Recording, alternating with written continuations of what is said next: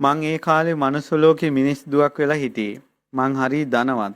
පවුලක ලේලියක් වෙලා හිටියා. මං ක්‍රෝධ කළේ නෑ. ස්වාමියාට කීකරු වුණා. උපෝසත සිල් රකින්න පමා වුණේ නෑ. බලන්න මනුස්ස දුවක් වෙලා ඉන්න කාලේ ධනවත් පවුලක ලේලියක් මං ක්‍රෝධ කළේ නෑ. දැන් ධනවත් පවුලක ලේලියක් කියන එකේ අදහස තමයි ධනෙන් ඇය මේ අර ස්වාමි බරියාවක් උන්නේ නෑ. ලොක්කිය උන්නේ නෑ. සල්ලි තියනවා කියලා ක්‍රෝධ කළෙත් නෑ. ස්වාමියාට කීකරු වුණා. උපෝසත සිල් රකින්න පමා වුණේ නෑ. ඉතින් ඒ කියන්නේ ධනවත් පවුලක ඉපදිලත් සිල් සමාදන් වෙනවා. අද කාලේ ගොඩාක් අතලොස්සයි. පින්වන්ත අතලොස්සත් ධනවත් පවුල් වලින් සිල් සමාදන් වෙනවා. ගොඩාක් අහිංසක දුක් විඳින අහිංසක පවුල් වලයි තමයි අද සාමාන්‍යයෙන් සිල් සමාදන් වෙන්නේ වැඩිපුර. ඉතින් මම 4 පොයට සිල් ගත්තා. ඉතින් මේ මනුස්ස දුවගේ කාලේ හොඳ යෞවන වයසේදී පතිවත රැක්කා. කවදාවත් ස්වාමියා ඉක්මවලා ගියේ නැහැ. බලන්න පතිවෘතාවේ තියෙන ආනුභාවය. දිව්‍ය ලෝකේ ගියාට පස්සේ අනිත් අය යටත් වෙනවා පතිවෘතාව රකින්න අයද. පහන් සිතින් ස්වාමියා සතුටු වෙන හැටියට ජීවත් වුණා. ඒ වගේම පවුලේ වැඩිහිටියන් නැන්දිමලෙන් දැසිදස්සන් හැමෝම සතුටු කළා. කාටවත් දුකක් දුන්නේ නැහැ. ප්‍රශ්න ඇති කළේ නැහැ ගෙදර. එහිදී තමයි මනුස්ස ලෝකෙදී තමයි මම මෙච්චර පින් කරගත්තේ. ඉතින් මං ඒ කුසල කර්මය නිසා ආයු වර්ණ සැප බල කියන කරුණ වලින් අග්‍ර වුණා. මම දැන් අප්‍රමාණ දිව්‍ය ක්‍රීඩා වලින් සතුටු වෙනවා. මේ ලතාව මේ කියන කරුණ කලින් අහලා තිබුණේ නැද්ද? හැබැයි ඉතින් අපි අහපු කරුණ ඇයි හොඳටම පැවසුවා. උතුම් කාන්තාවන් වන අපට ස්වාමීවරුන්ගේ වටිනාකම හරි අගේට තේරෙනවා. එයාලා තමයි අපේ උතුම් දෙවිවරු. බලන්න දිව්‍ය ලෝකෙත් කියනවා ස්වාමීවරු තමයි අපේ දෙවිවරු කියලා. ගතිච තාසම් පවරාජ දේවතා. ඒ තමන්ගේ ස්වාමියා උතුම් දෙවිවරු කියනවා අපේ ජීවිතේ. ඔන්න දෙව්ලොව යන චරිතයක් පෙන්වුම් කරනවා.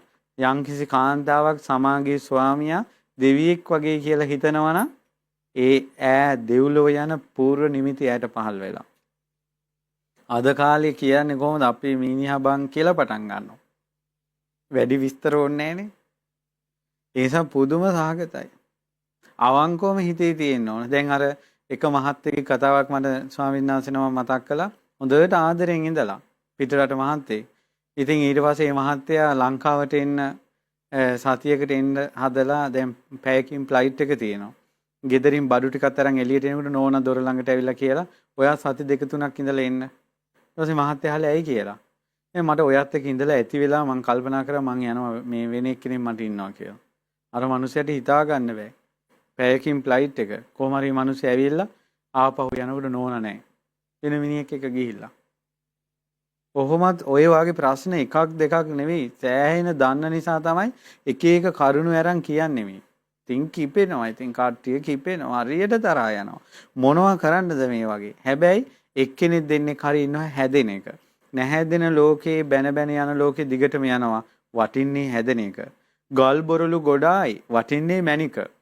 නමුත් ගල් බොරළු ගානට මැණික් නැහැ. ඒ නිසා මැණික වටිනවා. ඉතින් කියනවා ස්වාමිවරු දෙවිවරු වගේ කියනවා. අනේ ස්වාමිවරුන් කෙරෙහි අපි හැමෝම කුල ප්‍රතිභක්තිය තියෙනවා. ඒ නිසාමයි අපි පතිවත සුරකින ස්ත්‍රීන් උනේ. අපි හැමෝම මේ ලතා කියන හැටියටයි පතිවත රැකලා සැප ලබන්නේ.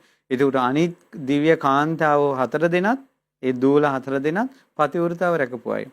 කඳු මිටියාවත් වල සිංහා ගොදුරු හොයනවා. ඉතින් ඒ සිංහා ඒ පර්වත මිටියාවත් වල හැසිරෙමින් අනෙක් සිව්පාවුන් මැඩගෙන දඩයන් කරනවා. මාංශ භෝජනය කරගන්නේ දුර්වල සතුන්වයි.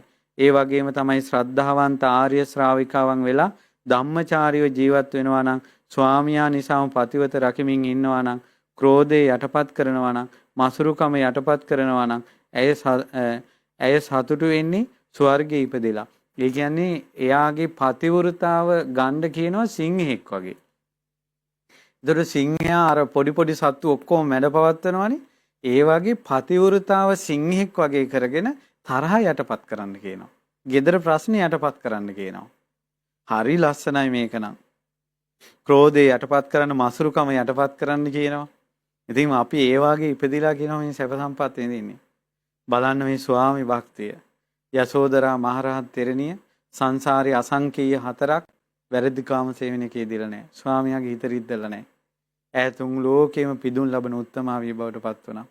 මේ නිසා යසෝදරා රහත් තෙරණියට වන්දනමාන කරන්න ඔබගේ ජීවිතය සුවපත් කරගන්න.